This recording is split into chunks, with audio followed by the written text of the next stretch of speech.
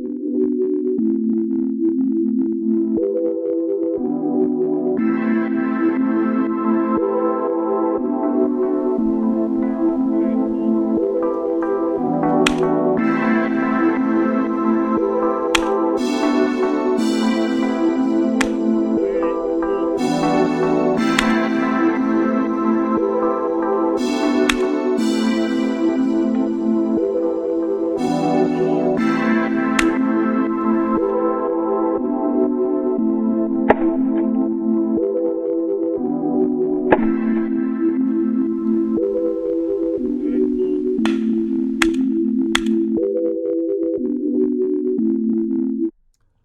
everybody, welcome back.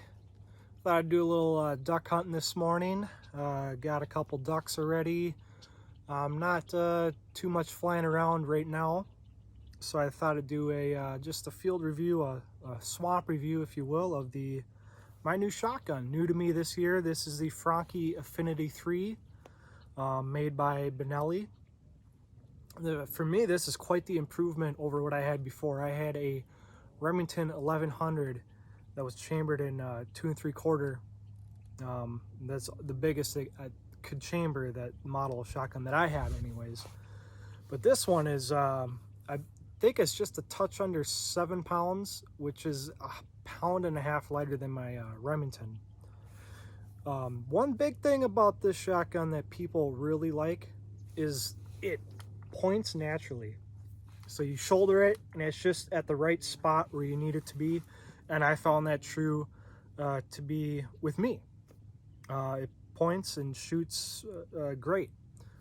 I have had an issue with it after doing some shooting. I'd say within 100 rounds, this butt pad broke off. And what I found out is basically what Franchi did was to hold this together, they put 2 really chintzy wood screws in to hold this butt pad in place, and they full snapped off just from recoil. So I did have to take those out. I put in some stronger screws. Other than that, that's the only issue I've ever had with it. I've never had a malfunction, never had a jam. I put in, just with sporting clays, 250 rounds doing that, and I've put in roughly 75 rounds of high brass loads. No issues whatsoever. Does have a fiber optic front bead sight. It comes with improved cylinder, modified, and a full choke. And I will strip it down for you. It's super easy. Probably the thing that sold me on this gun was it has the famous Benelli inertia system, which it's super clean. The gun really doesn't get dirty, but it's a more reliable function to cycle the shells than having a traditional gas system. It kind of reminds me of a blowback, but sort of not really. I mean, it's kind of just what it reminds me of. But let's get into field stripping this, and you'll see how easy it is. All right, we're back on the swamp. Can properly do a field strip now that I have a tripod. So what we're gonna start with is just making sure this is clear. Magazine tube's empty. This is the chamber. We're gonna start up here with most shotguns, the magazine cap. Just gonna take this off. I really like this magazine cap. It's got some nice machining. Clicks on nice. You don't have to, it doesn't take much force to get it really nice and tight. So take that off. And then this barrel and handguard will come off like so. And then the handguard, whoops, pops off like that. Alright. You want to be a little careful here, because when you're taking that magazine cap off and you're sliding this off, you don't want the bolt to just slam into the receiver like that. Otherwise, they'll get marked up and you could you know, ruin the finish right there. So you just kind of got to ride it gently. And then you're going to take off this nice enlarged bolt handle, and it just pulls right out like that. Let it come forward. And now, whoops, drop the bolt handle there. And now we can pull this forward, and the bolt sits right on top of this like that. Take that piece off. The spring can go on either way, doesn't matter. And that's pretty much it. To take out the trigger group, it's just a single roll pin. You just push that out and you can take out the trigger group and clean that up. This is a little wet from being in the swamp.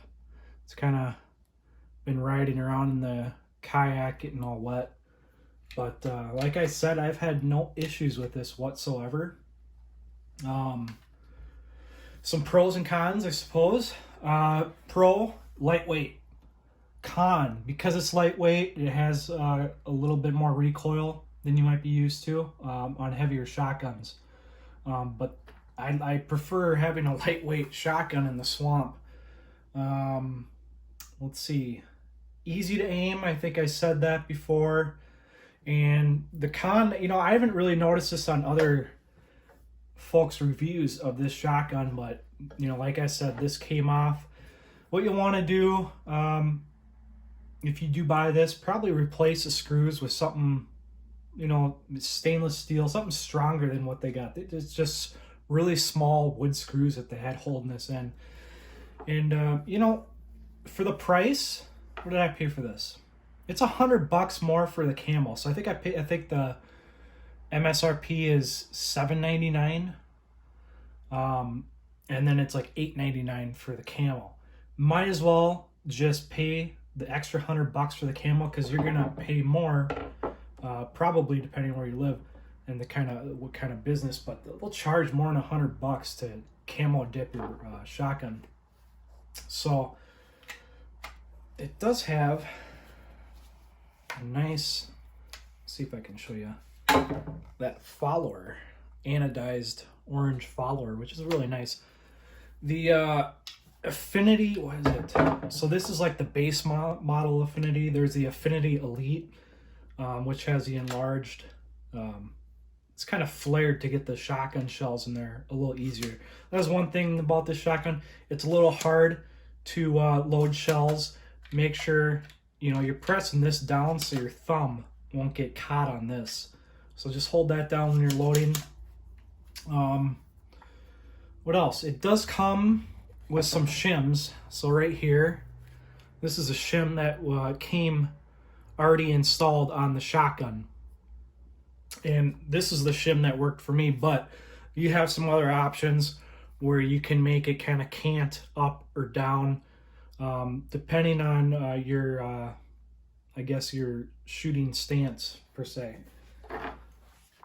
So all in all, it's, for the price, it's a very good value. The only thing that I think is really cheap on it is this stock.